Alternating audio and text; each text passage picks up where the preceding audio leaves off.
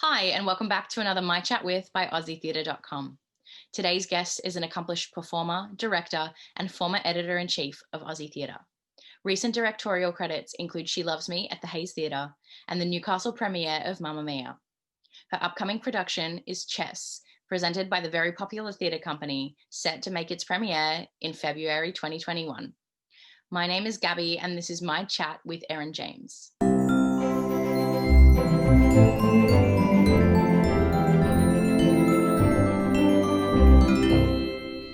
Hi, Erin. How are you? Hi, I'm really well. Thanks for having me. That's okay. So we're here to talk about chess. Yep. It's very exciting. Obviously, you had to postpone the season because of COVID. It's such a special project. I think it's been a long time in the making. So it's great that everybody has been able to stay on and still be involved. But there was a lot of passion within it. It's a passion project for all of us, and especially David and Sylvie being able to make this happen, to get from New York and Melbourne, respectively, up here and ready to get the show on stage a second time. It's quite phenomenal, but I couldn't have done it without like all of the team from the very popular theatre company and all of our support team, which has been just wonderful. And we're edging closer to being able to get everybody in the room together very, very soon. And obviously, Sylvie has a very strong connection with this show. Yes. Has it been nice to try and kind of refresh it, even though she's very familiar with the material? Yeah, well, it's a slightly different version. It seems to be almost every version of chess that exists in the world has little tweaks in it. And this version is slightly different to the one that they did in Melbourne with the production company. So yeah, it has been nice. And there's whole sections, I think, for Sylvie that weren't actually in that show or in a different order. So it's kind of nice to re-explore why things are in certain places and what dramatically the shape of the show is in this iteration. Obviously, hearing Sylvie sing it is just out of this world. And the time that I have had in the room with her so far has been phenomenal. And I'm really looking forward to that again when we get everyone together soon. Yeah, and why chess? Why did you pick this show? Well, it's like I said, it's a passion project. My associate director, Daniel Wilson, he's also our musical director and conductor for the show. He has been wanting to do this particular piece for a very long time, and we have been collaborating and working together for a very long time as well. So it made sense to come together and work on this particular piece at this time. And I mean, it's so political, and it's even more relevant now, I think, than it has been in the past. I mean, it's Cold War sort of stuff, and political tensions. But I think looking back at a script and a story like this in this political climate has new things to say about where we are in the world, which is terrifying and also really exciting to sort of explore. So obviously the show itself is just vast. It's musically huge and dramatically huge, and it's exciting and like beyond to be putting this piece together with the choir and with the orchestra and with the performers all together to hear this sound and this score, which is just out of this world. It's gorgeous. The music is just gorgeous. And can you tell me a little bit about your directorial vision, or is that kind of top secret still? Oh, it's not top secret. It's a sort of a staged concert of the show, because of the nature of how many people we have involved in it. But to me, it's not bells and whistles. It's about storytelling, and it's about the music, really. Like, the show is the music. The story is obviously part of it, but so much of the show is done through the score. And the text within it is, it does it for us, really. There's a lot of short sort of scenes, a lot of flipping between places and stuff that obviously we can't do easily without grandiose, moving parts and stuff, but that we can do with our music and with our our lighting and our direction and our like articulation. Essentially, the whole thing revolves around telling the story of this sort of love triangle, really. Yeah, the show, it kind of lends itself to that concert format. I mean, it started out as the concept album, and then we've seen several iterations where it's been that concert. And I think you're right, it works because it jumps around so much that, you know, to be going back and forth from Russia to the US and Russia to the US and then all these other places as well. It's like, it's a lot for a standard production to kind of do in terms of set changes. It would take so long. So it works, and it really speaks to the quality of the performer if they can take you all these places, and the quality of the direction if you don't need the big flashy set. You can just kind of imagine wherever they are. Yeah, well, and I think it's also the quality of the writing as well. Like the hearing David Harris sing Anthem is, you don't need much else. You just the emotion of that piece, and especially now with being, you know, we're often away from family, especially in this year with what's happened with the this pandemic, and singing a song about homeland and the love of it in this climate.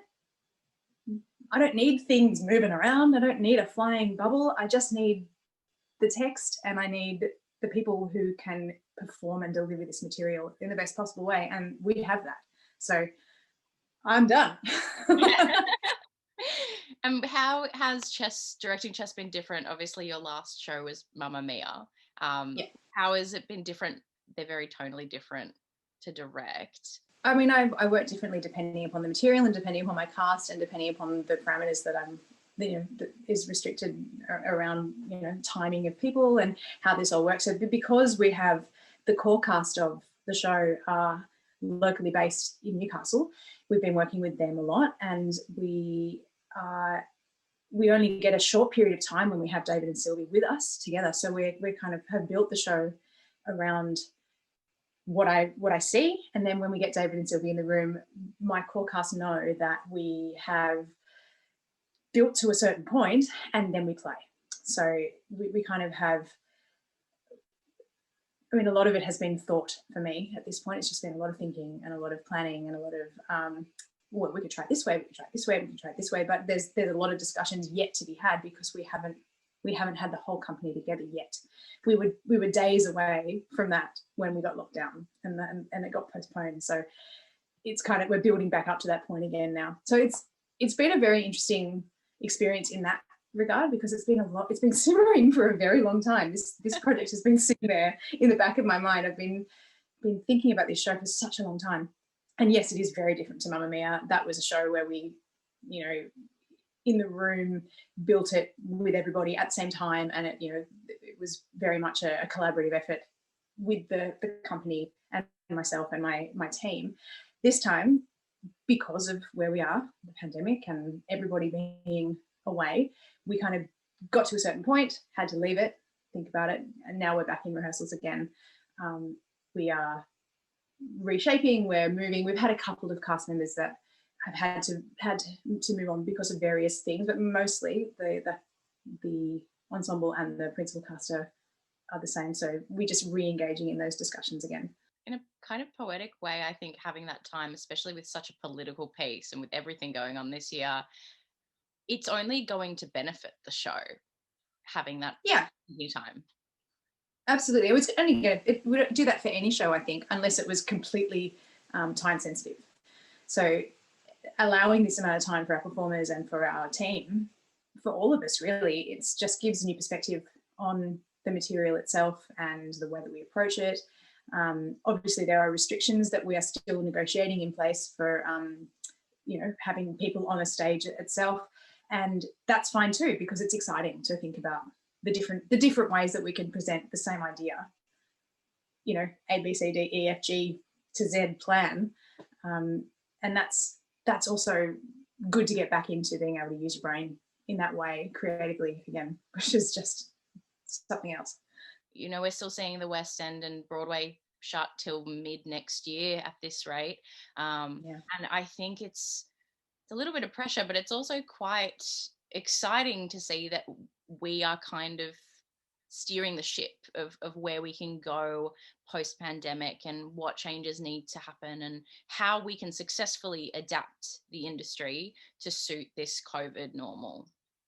Yeah, I think you're absolutely right. And it's a testament to the Australian people. I think like that we've gotten to this point and we're able to bring back the arts in a way. And I know everyone's kind of been Netflixing and watching Andrew Lloyd Webber's YouTube channel throughout the year, and getting their fix of the arts in a different way. I watched Tim Minchin's live album the other day, which was, it was delightful to be able to do that. But it's nice to be able to think that we are getting the arts back, and the live theatre scene back in a way that it's heartbreaking, but other countries are unable to do just yet. And hooray for Australia, I suppose, and hooray! Hooray for I can't even tell you how exciting it was to get back into a rehearsal room for the first time in, however long it's been, just to have other people nearby. It's been thrilling, even though, we're all a little bit further apart than we have been before and everything, but it's just the electricity in a room when people have been so far separated for such a long time. It was palpable, What do you reckon you have a favorite moment or song of the show? I know that it's like choosing your favorite child. Yeah. It's a very dense show in terms of musical numbers, so it's a bit of a tricky question. But yeah, hearing Amy V and Sylvie Palladino sing I Know Him So Well together for the first time was a pretty special moment, and working on that was a very important thing for me. And so that's definitely up there. And I think hearing the orchestra for the first time, earlier on in the year when there was the orchestra rehearsing the first time around, it's one of those shows that just sends the goosebumps all over you. The score is that spectacular.